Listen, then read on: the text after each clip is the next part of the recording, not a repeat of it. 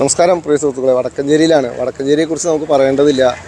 ഒരു എന്താ പറയുക, ഒരു 5-6 പഞ്ചായത്ത് സംഗമിക്കുന്നൊരു പ്രദേശമാണ് വടക്കഞ്ചേരി. അതിൽ തന്നെ നമുക്കറിയാം, വടക്കഞ്ചേരി ഇലക്ഷൻ കഴിഞ്ഞ് അങ്ങനെ ഒരു വലിയ വിപ്ലവം സൃഷ്ടിച്ചിരിക്കുകയാണ്. പ്രിയ സുഹൃത്തുക്കളെ, നമുക്കൊപ്പം ഉള്ളത് സി പ്രസാദ്. നമസ്കാരം. എന്തായാലും ഒരു വിപ്ലവ പോരാളിയാണ് ഞങ്ങൾക്ക് മുന്നിൽ, അതല്ലെങ്കിൽ വടക്കഞ്ചേരിക്കാർക്ക് മുന്നിൽ. 22 വാർഡുകളാണ്. വാർഡുകൾ വിഭജനമൊക്കെ കഴിഞ്ഞപ്പോൾ വടക്കഞ്ചേരി പഞ്ചായത്തിൽ ഉള്ളത്. അതിൽ സ്വതന്ത്ര സ്ഥാനാർത്ഥിയായിട്ട് 18ാമത്തെ വാർഡിൽ നിന്നല്ലേ, പ്രധാനി എന്ന വാർഡിൽ നിന്നും വിജയിച്ചിരിക്കുകയാണ്. നമസ്കാരം. നമസ്കാരം. എന്തൊക്കെയുണ്ട് വിശേഷങ്ങൾ? നല്ല വിശേഷങ്ങളാണ്.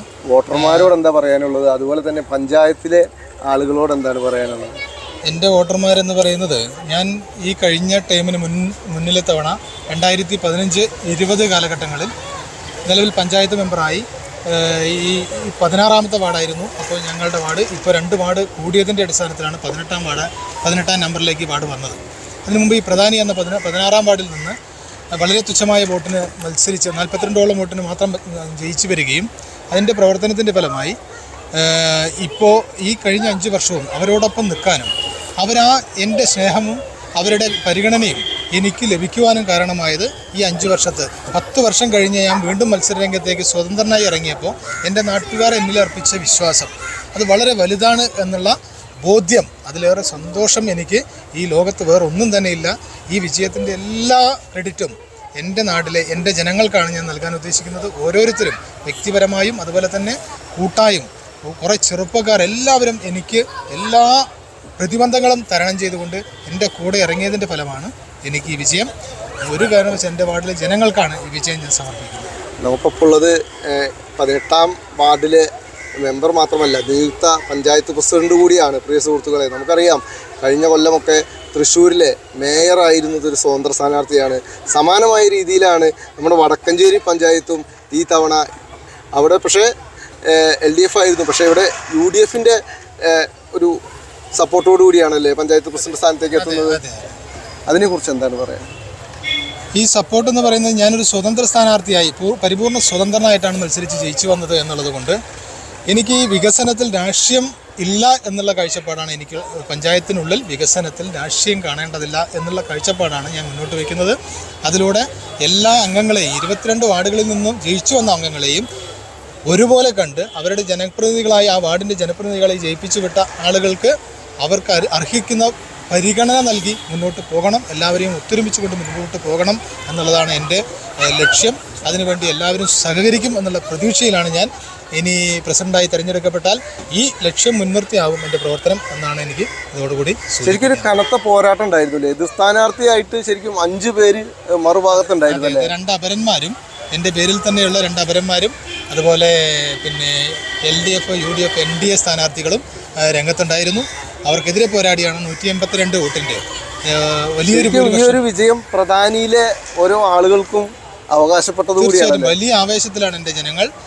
അതിൻ്റെ സന്തോഷം ഓരോ കുടുംബാംഗങ്ങളെ പോലെയുള്ള ഒരു കുടുംബാംഗത്തെ പോലെ സ്നേഹിച്ചുകൊണ്ട് അവരുടെ ഓരോരുത്തരുടെയും വിജയമായി അവരത് കാണുന്നുണ്ട്. അതെനിക്ക് നേരിൽ ബോധ്യപ്പെട്ട ആളാണ്.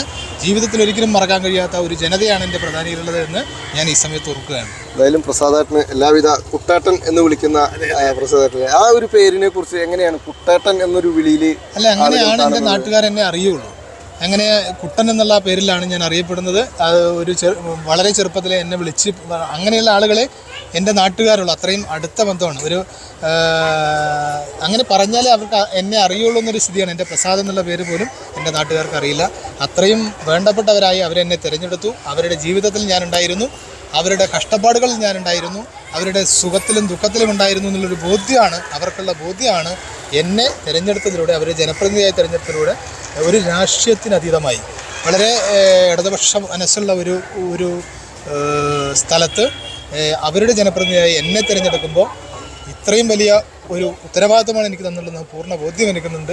അതിൻ്റെ അടിസ്ഥാനത്തിലായിരിക്കും ഇനി ഞാൻ നാളെയുള്ള പ്രവർത്തനങ്ങൾ അവർക്ക് വേണ്ടി മുന്നോട്ട് പോകാൻ ആഗ്രഹിക്കുന്നു എന്നുകൂടി സമയത്ത്. പഠനകാലങ്ങളൊക്കെ എവിടെയായിരുന്നു? ഞാൻ പഠനം 1 തുടങ്ങി 1ാം ക്ലാസ് മുതൽ 7ാം ക്ലാസ് വരെ പഴയ SUP സരസ്വതി വിലാസം അപ്പർ പ്രൈമറി സ്കൂൾ കമ്മാന്തറ, ഇന്നത്തെ മദർ തെരേസ UP സ്കൂളിലായിരുന്നു. അത് കഴിഞ്ഞ് 8, 9, 10 വണ്ടാഴി CVM ഹൈസ്കൂളിലായിരുന്നു ഞാൻ പഠിച്ചത്. അതിനുശേഷം പഠനം തുടരാനും മറ്റു കാര്യങ്ങൾക്കും ബുദ്ധിമുട്ടുണ്ടായി, കുടുംബ സാഹചര്യങ്ങൾ ഉൾപ്പെടെ. അതിനുശേഷം രാഷ്ട്രീയ പ്രവർത്തകനായിരുന്നില്ല, പത്രം ഏജൻറ്റ്, അങ്ങനെ പിന്നെ ഒരു ഫിനാൻസിൽ ഒരു ചെറിയ ജോലി നോക്കി, അങ്ങനെ ഈ കുടുംബം പോറ്റാൻ ഉള്ള ഒരു ജോലിയും മറ്റു കാര്യങ്ങളായി മുന്നോട്ട് പോയി.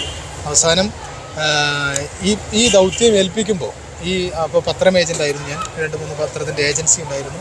അങ്ങനെ ജീവിതത്തിനുമായിട്ട് മുന്നോട്ട്, പിന്നെ സ്വന്തമായിട്ട് ഒരു ചെറിയ ഫാം പോലെ ഒരു 3-4 പശുക്കൾ, കുറച്ച് കൃഷി, അങ്ങനെ ഒരു കർഷകനായിട്ടാണ് അവസാന കാലഘട്ടങ്ങളിൽ ഞാൻ മുന്നോട്ട് പോയിക്കൊണ്ടിരുന്നത്. ഇപ്പോഴും അത് നിലനിർത്തിക്കൊണ്ടുപോകാൻ ശ്രമിക്കുന്നുണ്ട്. അതാണ് എൻ്റെ ജീവിതമാർഗം, അതാണ് ലക്ഷ്യം. എന്തായാലും ജീവിത പോരാട്ടം പോലെ തന്നെ പഞ്ചായത്തിനും വേണ്ടിയുള്ള പോരാട്ടങ്ങൾ തുടരട്ടെ. ജനങ്ങൾക്ക്, സാധാരണക്കാർക്ക് ഒരു വലിയ കൈത്താങ്ങാവട്ടെ. അതായത് അർഹതപ്പെടുന്ന എല്ലാവിധ ആനുകൂല്യങ്ങളും അവർക്ക് ലഭിക്കാൻ വേണ്ടിയിട്ട് എല്ലാവിധ സഹായങ്ങളും ചെയ്തു കൊടുക്കുക. അതുപോലെ തന്നെ നമ്മുടെ വടക്കഞ്ചേരിയെ പ്രത്യക്ഷത്തിൽ കാണാത്ത ഒരുപാട് പ്രശ്നങ്ങളുണ്ട്, അതൊക്കെ പരിഹരിക്കാൻ കഴിയട്ടെ. എല്ലാവിധ ആശംസകളും സപ്പോർട്ടുകളും. നമ്മളിന്ന് പരിചയപ്പെട്ടത് വടക്കഞ്ചേരി പഞ്ചായത്തിൻ്റെ പ്രസിഡന്റ് സ്ഥാനത്തേക്ക് വരുന്ന കുട്ടാട്ടൻ എന്ന് സ്നേഹത്തോടെ വിളിക്കുന്ന സി പ്രസാദേട്ടൻ്റെ ഒപ്പാണ് നമ്മൾ കണ്ടത്. ഇതുപോലുള്ള വാർത്തകളും വിശേഷങ്ങളുമായി നമുക്ക് ഇനിയും കണ്ടുമുട്ടാം. ഈ ഒരു വാർത്തയ്ക്ക് ഒരു പ്രത്യേകതയുണ്ട്. ഏറ്റവും കൂടുതൽ പ്രേക്ഷകർ ആവശ്യപ്പെട്ട ഒരു വാർത്ത കൂടിയാണ്. നിയുക്ത പ്രസിഡൻറ്റിൻ്റെ ഒരു വീഡിയോ എടുക്കണമെന്ന് ഞങ്ങൾ ഒരുപാട് പേര് നമ്മളെ വിളിച്ചിട്ടുണ്ടായിരുന്നു. അപ്പോൾ അവർക്ക് കൂടി വേണ്ടി സമർപ്പിക്കുകയാണ്. നമ്മൾ സപ്പോർട്ട് ചെയ്യുന്ന എല്ലാവർക്കും നന്ദി, നമസ്കാരം.